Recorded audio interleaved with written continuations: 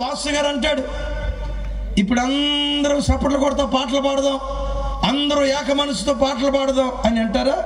అందరూ చప్పట్లు కొడతా పాటలు పాడేటప్పుడు మనోడు సీరియస్గా బైబిల్ తెరిచి చదువుతూ ఉంటాడు. అప్పుడే ఎందుకు? గాడిదే. పాస్టర్ గారు అంటారు, అందరూ కళ్ళు మూసుకోనండి, ప్రార్థన చేసుకుందాం అంటారు. అందరూ కళ్ళు మూసుకున్నప్పుడే చర్చిలో కావాలంటే చూడండి, కొంతమంది గొడ్ల గూబిల్లాగా చూస్తూ ఉంటారు. ఎందుకు చెప్పండి? చెప్పాలి ఎందుకు చెప్పండి? ఇప్పుడు పాస్టర్ గారు వాక్యం చెప్తూ ఉంటారు. అఫ్కోర్స్ ఫోన్ ప్రతి వారికి అవసరమే. ఏదో మీటింగ్స్లో ఒకటి సందర్భాలు అట్లా వెళ్ళారంటే పర్వాలా. ఆదివారం చర్చికి వచ్చిన తర్వాత కూడా వాక్యం చెప్తా ఉన్నప్పుడు మా వాడు ఫోన్ తీసుకొని అక్కడే, పాస్టర్ గారు అక్కడే ఉంటారు, వాక్యం చెప్తారు, మనవాడికి ఫోన్ వచ్చి ఉంటుంది. ఫోన్ ఆన్ చేసి చూడండి, ఎక్కడే ఆన్ చేసి హలో వస్తున్నా, ఆగాక వస్తున్నా, ఏం పర్వాలేదు. ఎవడీడు?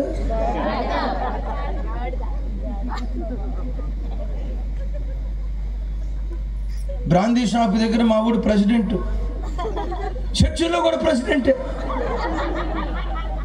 ఎవరి బ్యాచ్ ఎంత? ఎవరి బ్యాచ్ ఎంత?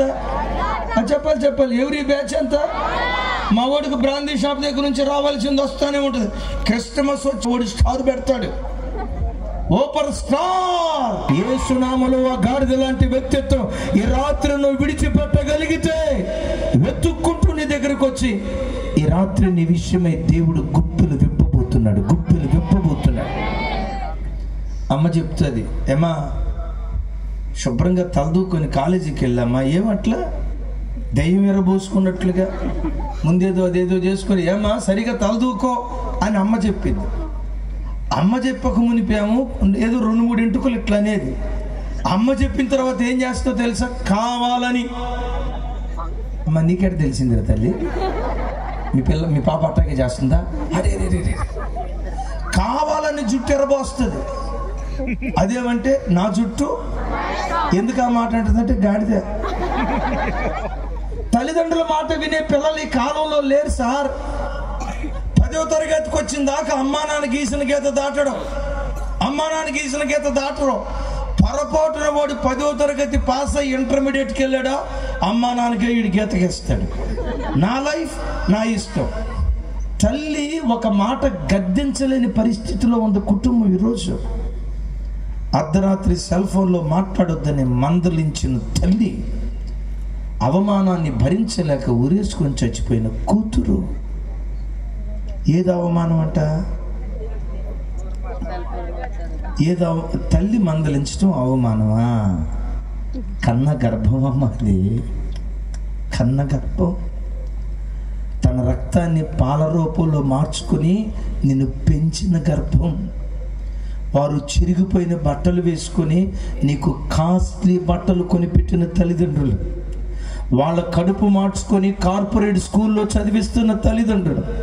మా బ్రతికేదో పాడైపోయింది, పొలం పని చేసుకుంటూ బ్రతుకుతున్నాం, మా పిల్లలు ఈ స్థితిలో ఉండకూడదని రెక్కలు ముక్కలు చేసుకొని తల్లిదండ్రులు కష్టపడి చదివిస్తే, తల్లిదండ్రుల మాట వినే పిల్లలు ఎంతమంది?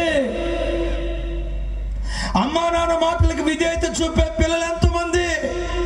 నా లైఫ్ నా ఇష్టం, నేను ఎలా బ్రతకాలనుకున్నానో అలాగే బ్రతుకుతానని తల్లిదండ్రులనే తోలు అని కేకలు వినకుండా అవిధేయులుగా బ్రతుకుతున్న యవన తరం. విధేయత ఎంత గొప్పదో, అవిధేయత ఎంత భయంకరమైనదో రోమాపత్రికలో పౌలు గారు మాట్లాడుతూ ఇలా అంటాడు, ప్రజలందరినీ నీతిమంతులుగా చేసింది. కుటుంబాల్లో చూడండి, భర్త కుటుంబాన్ని ఏలేవాడు, తోలేవాడు. ఎంతమంది భార్యలు భర్త మాట వింటున్నారు సార్? మీరు చెప్పండి, ఎంతమంది భార్యలు భర్త మాట వింటున్నారు?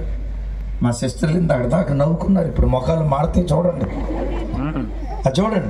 ఎంతమంది భార్యల్ని భర్త ధైర్యంగా గద్దించగలుగుతున్నాడు? వాక్యం ఏమంటుంది? భార్యకు భర్త శిరస్సు, భర్తకు భార్య శిరస్సు. అట్లా చేసే కదా కుటుంబాలు జడగొట్టేది. భార్య శిరస్సు అంట భర్తకే, భార్యకేమో భర్త శిరస్సు అంట, భర్తకేమో వాక్యం ఏమంటుంది? భర్తకి పురుషునికి యేసు ప్రభు శిరస్సు అని.